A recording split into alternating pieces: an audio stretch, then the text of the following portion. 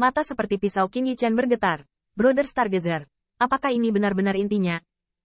Dengan kata lain, jika Anda membiarkan dia menjadi perwira militer dan menggunakan alam semesta Haoyi untuk memutuskan, dapatkah Anda juga melihat adegan ini? Qin Yichen mengingat kata-kata Demon Yue Kong, membuat matanya bergetar lebih keras. Bai Guanxing tidak mengatakan apa-apa, dia menginjak genangan darah. Langkahnya sedikit berantakan, dan percikan darah menodai jubah putihnya yang bersih menghadap ibu kota kekaisaran. Tampaknya Bai Guanxing bisa merasa lebih baik. Bai Guanxing melambaikan lengan bajunya, dan aliran air bunga matahari terbang keluar. Dan mereka yang bisa hidup, itu berarti jumlah hari tidak terlalu kecil, sehingga Raja Meteorit Liar setidaknya tidak mau lari langsung ke kematian. Air bunga matahari yang diberikan oleh Huasu sepertinya dihitung, tidak sia-sia. Tetapi orang mati tidak akan pernah hidup kembali. Qin Yichen terhuyung-huyung, dan Bai Guanxing memberitahunya bahwa kelahiran Qilinzi akan membawa keberuntungan yang tak ada habisnya bagi dunia. Tetapi yang dia lihat adalah lautan darah dan mayat. Qin Yichen bahkan tidak bisa mengingat bagaimana beberapa jam ini berlalu. Sampai malam tiba, puluhan juta tentara duduk di dekat api unggun, karena kuil yang digunakan untuk memulihkan diri telah runtuh. Banyak istana Tao hampir tidak dibangun kembali selama beberapa jam perjuangan. Di kuil Qilin, Bai Guanxing memegang Qilinzi, dan kemudian mengembalikannya ke posisi semula, membelai retakan. Kamu akhirnya keluar. Nada bicara Bai Guanxing sangat rumit dan sepertinya lelah. Dia secara rasional mengatakan kepadanya bahwa Qilinzi tidak boleh dilahirkan sedini ini. Dia tidak kekurangan rasionalitas, dan dia mampu mempertahankan rasionalitas. Tapi sulit untuk larut di udara, dan tidak ada bau darah yang bersedia untuk melautkannya. Tetapi kewarasan Bai Guanxing secara bertahap terguncang. Dia agak ingin Qilinzi lahir lebih awal. Karena, dia sendirian dan tidak tahu berapa lama dia bisa bertahan. Saya tidak keberatan keluar saat saya dibawa kembali, tetapi dengan begitu lebih banyak orang akan mati. Qin Yichen dapat melihat bahwa Qilinzi telah rusak, seperti bayi dalam kandungan, khawatir dan harus dilahirkan sebelum waktunya. Bayi yang lahir dengan cara ini mau tidak mau akan cacat fisik dan tidak sehat seperti yang diharapkan. Qin Yichen terdiam, dan permaisuri Huaxu telah mengaku bahwa mereka ingin melindungi Qilinzi, dan mereka benar-benar melakukan segalanya untuk melindungi.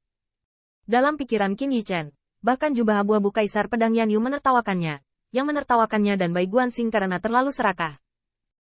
Jika mereka hanya bertahan secara pasif, bahkan jika mereka dipimpin oleh langit, itu akan cukup untuk tidak kalah. Tetapi mereka ingin menang. Dan karena mereka ingin menang, sepertinya mereka punya hari ini. Qin Yichen bingung, apakah ini ditakdirkan?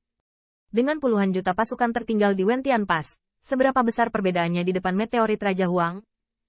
Memiliki pesta perayaan. Tiba-tiba, Bai Guanxing menarik napas dalam-dalam, dan menyeka wajahnya, untuk membuat dirinya lebih terjaga. Ketika Bai Guanxing menoleh, dia mengangkat senyum lembut dan elegan. Kami memenangkan pertempuran ini. Raja Meteorit Liar dikalahkan. Kaisar Gajah Dewa ditangkap hidup-hidup. Bendera tampan Angkatan Laut Pengadilan Surgawi juga diturunkan.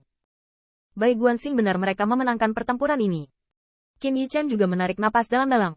Meskipun semua yang kuat di kuil Qilin tidak memiliki niat untuk merayakan pencapaian mereka, puluhan juta pasukan yang hanya bisa duduk di luar kuil Wentiangwan membutuhkan jamuan perayaan.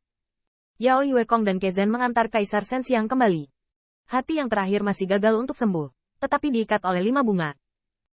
Itu adalah rantai Yuehua dan kekuatan ilahi yang akhirnya menembus ke dalam hati Kaisar Sensiang. Itu adalah pemenjaraan 2 Kaisar Yao Yue Kong dan Kezen, dan Kaisar Gambar Dewa berani mencoba membebaskan diri, dan hatinya hancur. Tetapi bahkan ketika Kaisar Sensiang datang ke Wentiangwan, dia ketakutan dengan pemandangan di depannya. Dia terdiam untuk waktu yang lama. Dia sepertinya ingat bahwa belum lama ini, suku Sensiang mereka juga terbiasa menyebut suku manusia sebagai binatang rendah. Melihat noda darah yang tersisa di bawah api unggun, Kaisar Sensiang terdiam. Dia tiba-tiba merasa. Tidak, bukan karena dia merasa bahwa ras manusia selalu ada di sana, dan itu selalu menjadi 10 protos teratas. Karena hanya 10 protos besar yang bisa mengalahkan Raja Dewa. Kaisar Sensiang juga memiliki keraguan di hatinya. Mengapa? Dari klan kekaisaran hingga beberapa suku kelas 3. Mereka dapat menggertak umat manusia sesuka hati dan dapat mencari kekayaan mereka. Dan ras manusia inilah yang akan diganggu oleh suku kelas 3 beberapa tahun yang lalu. Tetapi dapat mengalahkan Raja Dewa? Jawabannya tampaknya sangat sederhana. Itu karena kontrak surgawi. Tetapi Kaisar Sensiang merasa salah. Karena umat manusia terlalu lemah, kekuatan hukuman surga yang disebabkan olehnya sebenarnya tidak ada artinya baginya. Terutama ras manusia yang bahkan tidak bisa terbang. Hanyalah semut bagi Raja Dewa dan pembangkit tenaga listrik di alam Kaisar. Tetapi mengapa? Bahkan jika ras gajah adalah ras Kaisar, Mereka tidak berani mengatakan bahwa mereka dapat mengalahkan Raja Dewa. Tetapi ras manusia bisa. Tidak ada yang memberitahu jawabannya. Meja sudah disiapkan di depan kuil Wentian. Dan permaisuri Sixia bertanggung jawab untuk memberi penghargaan kepada 3 tentara. Kemarilah dan tuangkan anggurnya. Mendengar minuman dingin Qin Yichen, dia memelototi Kaisar Shenxiang, yang terakhir penuh dengan semangat gelisah, dan hanya merasa bahwa penahanannya telah hilang untuk sementara. Tetapi Yao Yuekong menendangnya. Segera setelah itu, Kaisar Gajah Dewa berlari ke Qin Yichen di depan Qin Yichen, mengambil toples anggur, dan menuangkan mangkuk ke bawah, seperti seorang tukang. Saudaraku, kalian semua tahu siapa dia. Hari ini, aku meminta Kaisar untuk menuangkan anggur untukmu. Wow!